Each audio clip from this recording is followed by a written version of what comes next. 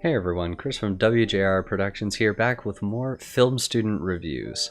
Now, it's been a while since I did another episode of this series. That's partially because I was so busy with school, and also partially because I didn't really see any movies while I was at school. Because I was busy! I've just not had the time to really watch any new movies. Except towards the end of second semester, pretty late in when this film was being screened, I went and saw The Batman in theaters. I'm gonna take these off actually, because I don't need them for this video. So I went to see The Batman in theaters back in late second semester with a friend of mine. And so I wanted to give my thoughts on it here on YouTube, the place where people who are not qualified to give opinions, give opinions. First of all, I want to preface this review in particular by saying that initially I did not like the idea of Robert Pattinson being cast as Batman. When the movie was first announced, I was a hater of Robert Pattinson. You know, I was one of those people who's like, oh, Twilight kid, everything he does is cringe. So those were my initial thoughts when I first heard that he was cast in this Batman project. But then I watched another movie that I'm not reviewing today, but I watched The Lighthouse because I thought it looked interesting. I loved the style that the director chose for that movie. And that had Robert Pattinson in the lead role. And I was thoroughly blown away by his acting performance in that film in particular. I thought that he did a spectacular job with his character. So after watching The Lighthouse, I was like, okay, so he is like a really good actor. Like, he's a really talented actor.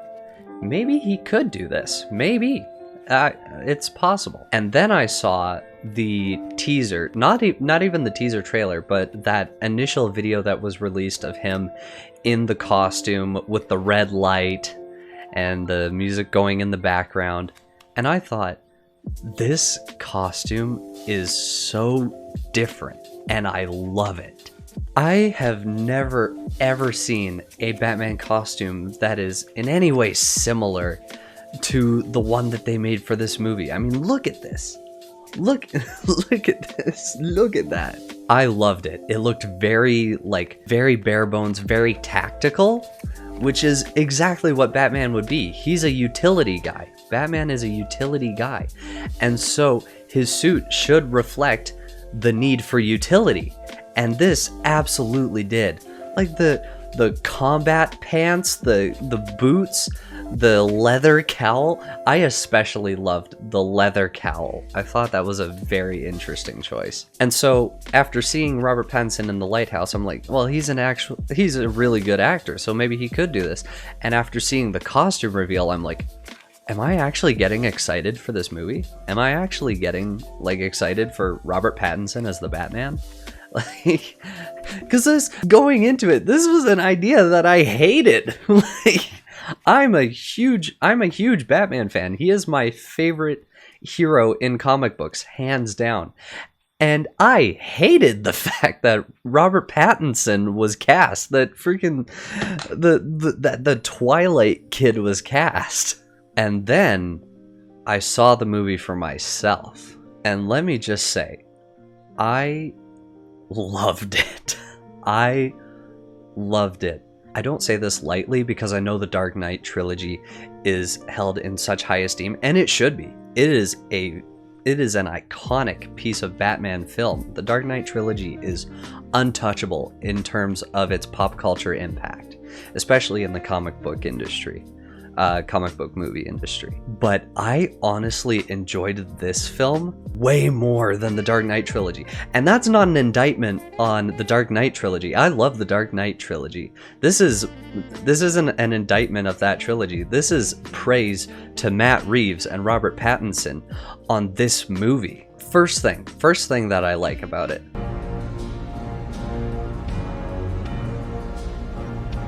The Batman is a neo-noir film. For those who don't know what neo-noir is, it's essentially like, it has the mentality of a noir film, but it's not like, black and white detective film, meh. It's a new noir, a neo-noir, and I love that. I have always thought that Batman should be a noir film. If Batman is ever to be portrayed in cinema, it should be a noir film. Because the film noir genre came out of the postmodernist movement. And this is getting into like education stuff, but like the film noir came out of the postmodernist movement, which is essentially characterized by a critique of the governmental and social systems that were in place. People started to question authority. People started to maybe think that the system that is in place is not inherently good, that it is prone to corruption. And Gotham City exemplifies this postmodernist idea perfectly. It's not just the criminals that make Gotham bad, it's the politicians, it's the social workers. Gotham is corrupt from the top down, and that's why it is perfect for a noir atmosphere. And this film plays into that perfectly, because it's not just supervillains that Batman's going up against. It's not just his like enormous rogues gallery of villains.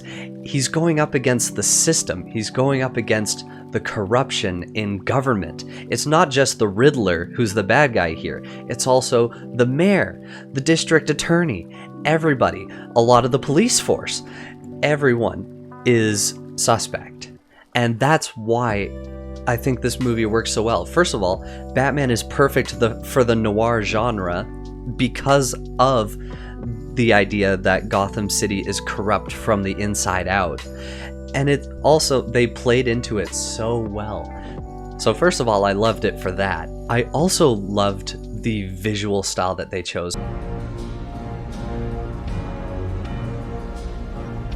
I know that I haven't really researched into this, but I know that they used a custom anamorphic lens for a lot of this movie, and it shows. Like, no other film is shot like the Batman is shot. Like, no other film looks the way the Batman looks, and I love the look.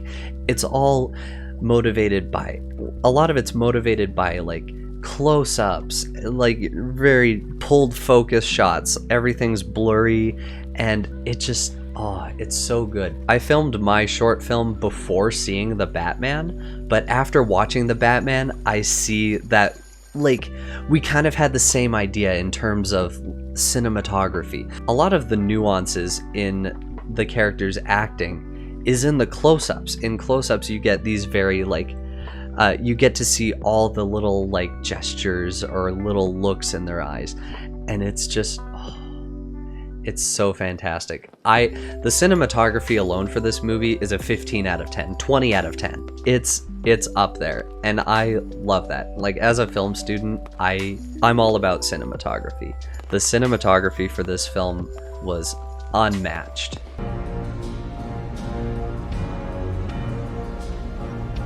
And the casting was absolutely perfect. First of all, Robert Pattinson as Batman, he killed it.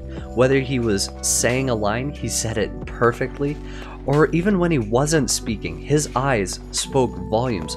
I honestly say that I got more of a message when he wasn't speaking than when he was. And that's not to say that like his speaking lines were bad, because they were amazing. But even when he was just like glaring at somebody or like looking downwards or something, like, it was all perfect. For being a skinnier Batman, he is so intimidating when he's silent, and I love that. I've always thought that Batman would be this extremely quiet figure, like borderline antisocial.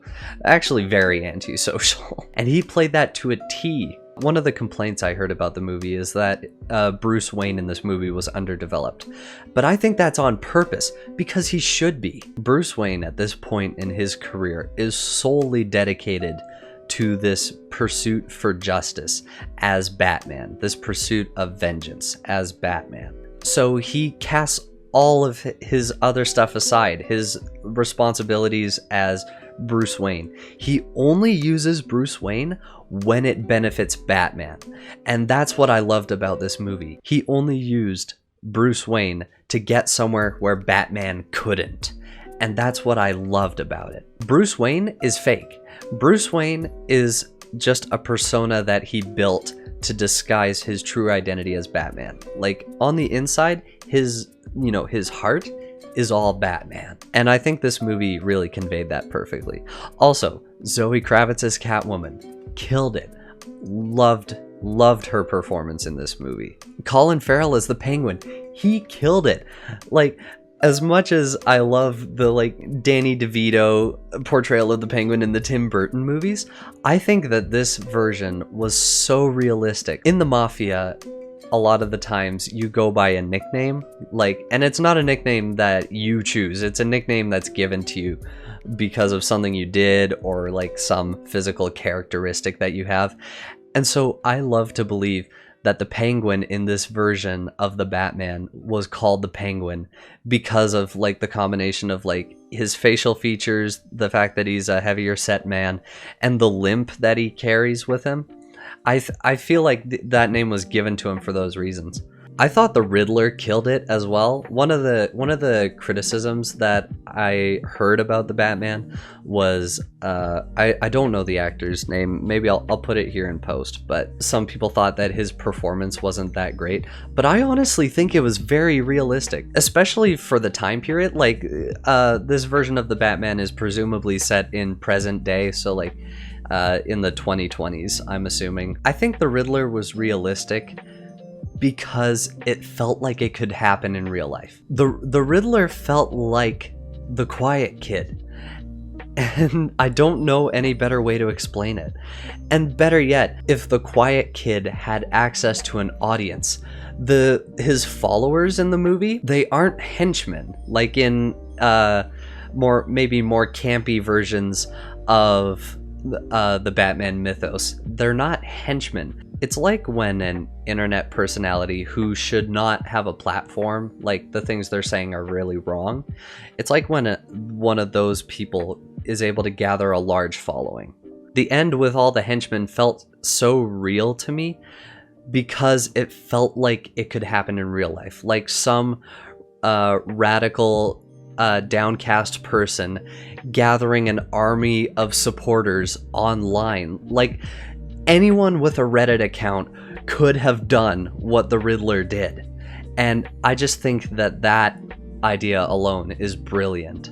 So credit to the Riddler. I thought his performance was perfect because it felt like it could happen in the real world, especially today with internet culture being what it is.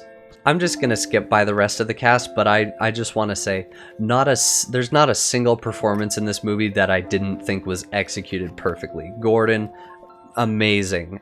Falcone, fantastic. Alfred, amazing. Everyone did so good in this movie.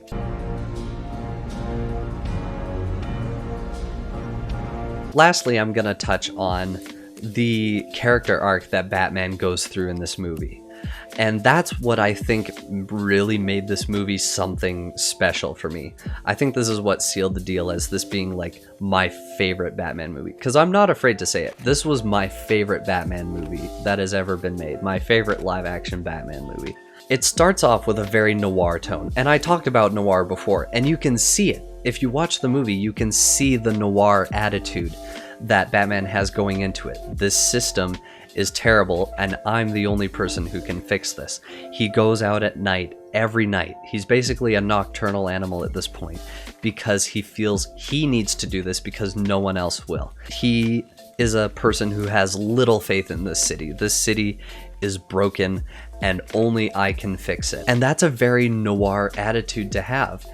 A person taking the law into their own hands because the law isn't enough. He starts out as this agent of vengeance, and you see it in the trailer. He beats the guy to a pulp, and then he says, "I'm vengeance." He is what he wished justice could be at the beginning of the film, and his version of justice is very pessimistic, which is also very noir. It's a very pessimistic attitude towards people, humanity, the system, everything. But his discovery in the film is that this is wrong because the legacy he is creating is not the legacy he thought he was creating. It was his crusade to bring about true justice to Gotham that partly inspired the Riddler, and he took it a step too far and almost destroyed Gotham City. And when Batman was fighting the Riddler's followers in the stadium, and he beats the one guy, and the guy responds to Gordon's questions saying, "Who are you?" with, "I'm vengeance." That was I thought that was so good, because you could see it click in Batman's head that this is the legacy I've been creating. This is, directly or indirectly, the Riddler and his followers are a result of my crusade.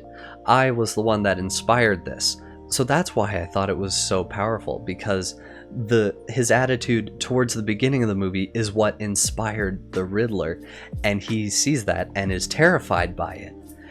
And so he realizes he can't just be vengeance, he has to be hope. And so he has this redemptive arc at the end of the movie where he starts to gain a little bit of optimism and hopefulness about the situation in Gotham. Like, he's not just this like dark brooding figure anymore. He realizes he needs to be a beacon of light to the city in his own dark way, which is at the core of who Batman is. I thought this film really touched on like Batman, who he is at his core. And even the symbolic shot at the end of towards the end of the movie of him leading Gotham into the light. Like him with his flare wading through the water, leading people to safety. Like that shot, first of all, that shot was amazing. And it also is representative of his arc. He started out as this dark figure, and now he's leading people into the light. He's not just vengeance, he is hope. Hope that the city can overcome this like corruption and toxicity that the noir aesthetic really shows off. I just thought it was really good. This movie was 3 hours long. I could have easily watched a 6 or 7 hour version of this movie. And also the utilities, my goodness. One of the reasons this is one of my favorite Batman is because the little things that make this feel like exactly something Batman would have. Like when he was knocked down one too many times and he gave himself a shot of adrenaline into his leg to kind of give him that last boost of energy that he needed in order to take down the threat in front of him. That feels like something Batman would have. And the fact that he built it directly into this suit, like, if this ever happens to me, I'm going to need this. That was so cool to me because it is exactly the kind of thing that Batman would do. And also having the bat symbol on his chest be a detachable like knife. The first time, I have no way to verify this, but the first, like, there's no video evidence of me saying this, but the very first time I saw the suit and I saw the chest logo, I'm like, if that does not detach into knives, because it looked like knives, I'm like, if that doesn't detach into knives, I'm leaving. And it was, and I'm so happy. It's the little things. His suit is 100% function, and it's fantastic, and it looks amazing. The leather cowl, like I said, I love it. And the cape, oh my goodness, there are so many shots in the movie where the cape is the main character. Let's be real here. And the boots, there are so many shots from ground level of the boots stomping, and there's that metal click that goes along with it. It almost sounds like spurs in a Western movie, but like it feels so heavy and so powerful, like when he walks, and I just love that. Every piece of that suit is amazing, and I need it right now. Warner Brothers, please send me the original suit for me to use. So that's my 2 cents on the Batman. I loved it. I absolutely think it's worth your time, especially if you're a Batman fan or if you are a movie fan. Like, this film, I think, captured the essence of who Batman is like no other, and the essence of what Gotham is like no other. It didn't feel like a knockoff New York or a knockoff Chicago. It felt like Gotham. It had a completely different look to it than anything else. It was just Gotham, and I loved it. So in the past, I've put these movies on tier lists, but I'm starting to realize that those tier lists are going to crowd up quite a lot, especially if I keep doing more of these film student reviews. So I'm just gonna say it. I rank The Batman 10 out of 10. Honestly, 50 out of 10. This was one of the best movies I've ever seen. One of the best movies I've seen in a long time. And as a Batman fan, as a cinema fan, like all aspects of why I enjoy the things I enjoy, loved this movie. And everyone did a fantastic job. Matt did a great job. Robert did a great job. Everyone was fantastic. I have absolutely zero complaints about this movie. And with that, this has been my review of The Batman. Hope you guys enjoyed. Feel free to check out the other film student reviews that I've done. I have a playlist. There's only a few in there, but I'm hoping to do more of these as I see more films in the future. Thank you so much for watching. Check out my own short film right here on YouTube. It's available for free on this channel. It'll probably pop up on one of these sides at the end of the video. Like the video if you enjoyed, subscribe if you enjoy all of my videos. I have a gaming channel and a Twitch channel. Links to those are in the description, as well as links to other places you can find me. And with that, I'm gonna end things here, and I'll see you guys in the next video. And cut.